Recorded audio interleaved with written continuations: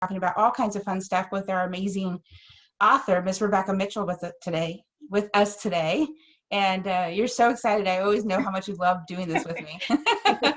It's been a Yeah. few months since we've done this. You've had a lot of life happen, huh?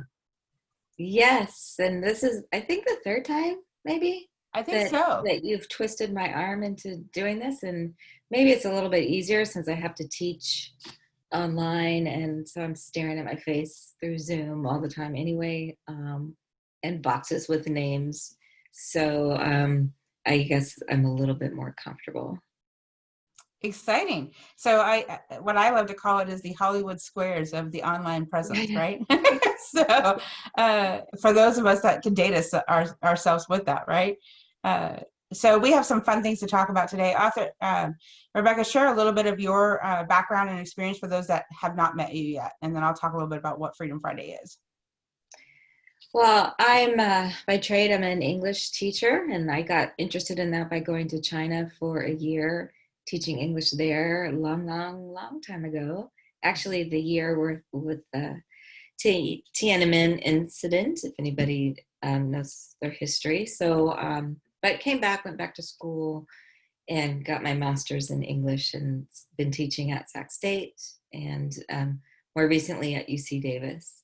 And in the meantime, I ended up getting a divorce in 2014, and through that whole process, got involved with support groups and other people, and really worked proactively on my healing, and then wanted to help others with their healing. So ended up writing a faith-based book on divorce recovery, especially for women.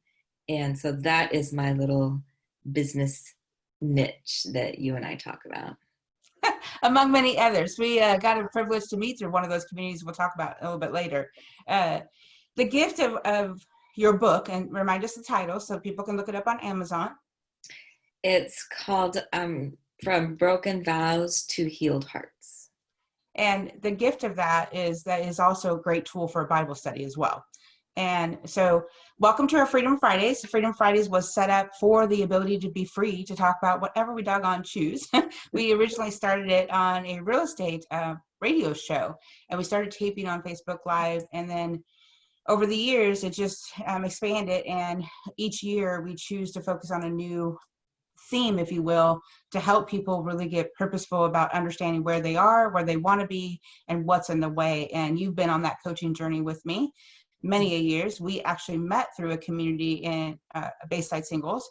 And through that journey, we've grown into immense, wonderful relationship. And I tease people about all the time that, it's been fun to watch our journey for those that have got to watch it, right? Right. And the same aspect, most people think we've known each other much longer than we have. And I'm very thankful, and I'm excited to have you share, because so many people like yourself don't realize how much wisdom they have to share until they're asked.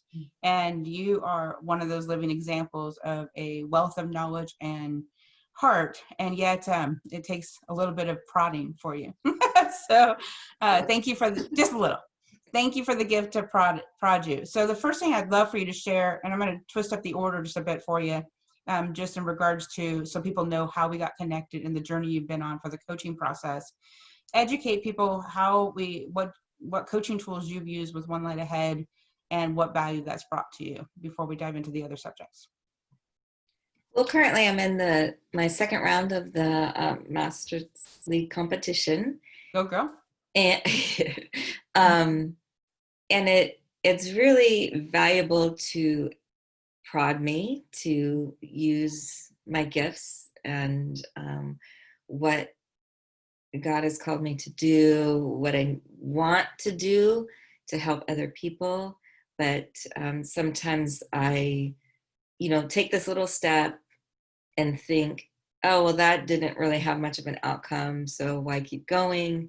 And being in this program and doing my homework, if I do my homework and do the reading, like we just read about significance or ease. As an Enneagram 9, I want comfort. I don't want conflict.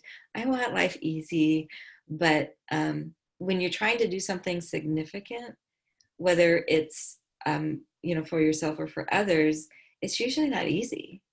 It may be joyful, but it takes a significant amount of effort. So as I meet with you and as I go through the program, it just reminds me of, what do I deem significant?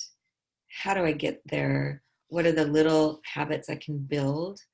Not focusing so much on the outcome, which sometimes is uncontrollable, but focusing on the habit and the little wins. And so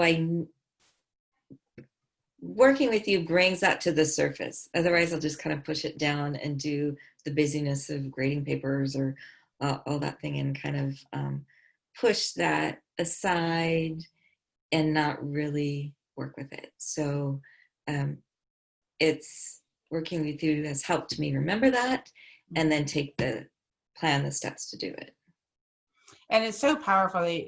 So often we educate people that, and it came up in another group this week, is, we don't realize that we have blind spots.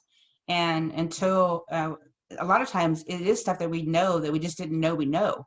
And sometimes it's stuff that we need to be conscientious of how to discover them. And by giving somebody permission to help be your other perception, your mirror, if you will, gives you that opportunity to be more purposeful about that. And you are intensely aware, more so now, over the journey of writing. I mean, it took you quite a while. Do you remember how long it took you to write the book? At least 3 years. Planning it. And, at first I was writing and I felt called and compelled to write. I didn't know what would happen with it. And I was fortunate enough to go to conferences and meet people and get a contract. And and then even once I got the book contract, it was a year going back and forth with several editors and the publishing process and all that. So 3 years kind of in the making, and then another year of really getting it on the market. And it's still, and how many countries is your book sold in now? I don't know, countries. Or just states right now. Let's start with states. I mean, the total number, it's a very, very small niche, right? And the total number is not great. But if Amazon divides it in the continental US into 100 territories. And so right now I've sold at least one book in 69 of those territories. Those little wins, right? Just little wins. Celebrate those. Those are gifts, right? Right. And before I dive into the second question, as you know, questions come up from the first question. How did it feel to hold your book when you were finally done? Actually pretty shocking and surreal, because, I'm a little bit the queen of unfinished projects. And so the fact that I went from beginning to end pretty steadily.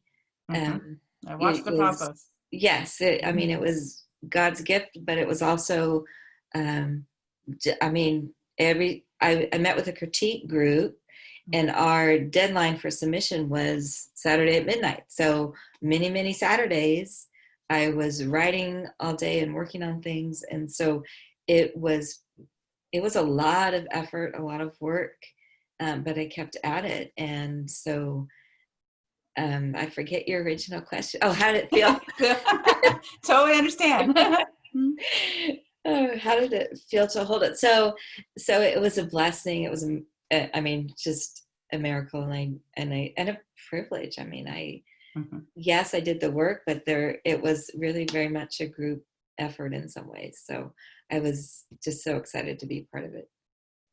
And we're going to cover, and you can choose which one you want to cover on the perception or community next, because some of our community from that MLC program, Masters League competition, are already getting to experience your book. So that was an immediate impact from joining the group, right? Right. So you choose which one you want. They're so supportive. I mean, it's a small group, but you just, you learn about each other, and you just see each other as amazing people. And wow, sorry. And so they were all excited and are going to read the book, and that they're just super supportive Mhm. And so that's inspiring and makes me want to keep working on it. It adds fuel to the fire, right? Right. And that's what we created Masters League competition about, is although it's a friendly competition for those that want to compete, most do not, ironically, but it does require the gift of action. And as you said, the daily millimeters, I call it growth work. Some of you call it homework. Right. And the opportunities Sure. when it's complete, ideally it gives some growth opportunity, right? And yet, so which one would you like to take on next? The growth of the community? Or excuse me, the perception. Which question would you like to take on next? Oh, perception or community? Maybe community. Awesome. I think we've all gone through changes in community these days, right? This whole year, it's been an interesting year. Community, April, you and I talked about it being redefined, Mm-hmm. and a little frustrating at times when we can't meet face to face, especially with our closest friends. April and I met face to face recently, which was Yes. awesome Mm-hmm. in Tahoe. But there's a lot of opportunity also to meet with people that you wouldn't regularly meet or get in touch with. For example, I'm in a support group for on Facebook for divorced women. And so I went ahead and started a Zoom meeting on Mondays so that we can meet and talk. Now, the Facebook posts, there's connection and there's, oh, I'm not so alone and all the things I'm going through, but it's different when you can actually talk live, right? Mm-hmm. And that's helpful. So even though it's not geographically face to face, we can meet via Zoom, and we would never have done it. One person's in Texas, another person's in Illinois, one person's in California, and I'm in California. So, but we would never have communicated like we are if we weren't forced to with the social distancing. So it creates frustration, but it also creates new opportunities. Well, and I think a couple of things to point out, and I have quite a few different Facebook communities that I'm part of or I've started. Some people comment on, you don't even realize you're making the impact that you're making. One in particular lady I met in California that's now in Tennessee had made a comment recently, everybody's got to check out this group because it adds value to her. And it was a wonderful commentary that she had shared of a community that I just put a post in on regular basis, not every day, but regular basis, to help encourage people. And you did that. You saw your book was that tool of creating an opportunity to serve because you saw a need. You saw a need in the divorce group that was an opportunity for you to serve, and you made an impact and created a community where there wasn't one, or there wasn't the unique connection. Right. And so great job. And that's encouraging others to do the same, right? Is that we get to define community in the ways that we can create them now. And some of them will be face-to-face when we can, and some of them will be online. Some of them will be through a text. Some of them will be through, gosh only knows. And we just get to start thinking outside the box and redefine. So love that awareness. I heard a great story. My writer friend Deb wrote about it, and it's the story of her sister-in-law, and she lives in an apartment complex, and people are, of course, being careful and social distancing, and she's off work. So she's trying to think about, well, what can I do to make an impact? And I won't give the story justice because of missing details, but she took rocks and she painted pictures and then placed them all at different places around her complex. And That's it's wonderful. become this community thing for people to find a rock, not take it home, but move it to a different place. And every day this little kid wants to go outside and find some more rocks. And so it's created a community opportunity to uplift each other in unique ways. That is a perfect example. We will tag her in the comments so she can share that, where to find that story. That would be a wonderful way to share that. Thank you for pointing that out. That's another perfect way of describing how we can start redefining how we support and encourage each other. Love it. So one last question before we attempt to keep it simplified and concise on this wonderful holiday weekend for us 4th of July individuals that celebrate this beautiful holiday. Educate me. And this is always going to be a fun one because I know you love speaking about this. What perception, if you were to think of one perception that you had a challenge in overcoming and are still working to overcome, what would that be? You've already touched on it. It's the perception of the value of my voice, Mhm. and I tend to diminish it. In writing, well, somebody's already written that story.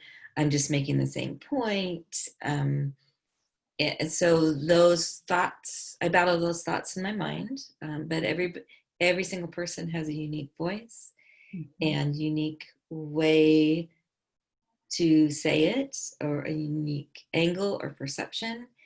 And so my issue to overcome is not diminishing myself and my voice, and not ignoring it and celebrating it, and just seeking opportunity to use it and not let it lie dormant. Well, I think a couple of things that have come up for you is, and you're reminding yourself of, and I think this is powerful for others to hear, is your communities create a safe place. Your voice creates a safe place. You've been through an experience, you've overcome it. I was talking to another person today. One of my coaches taught me a long time ago, discover what you've overcome, learn how you overcame it, and or working to overcome it on a daily basis, and share about that. And that's what you did in writing your book, right? That's what you do in writing your articles. That's what you do in helping me learn how to share my voice. You know that it's a process. We write stories all kinds of fun together because we play off of each other's perceptions, and we do well with how we can discover another way of looking at something.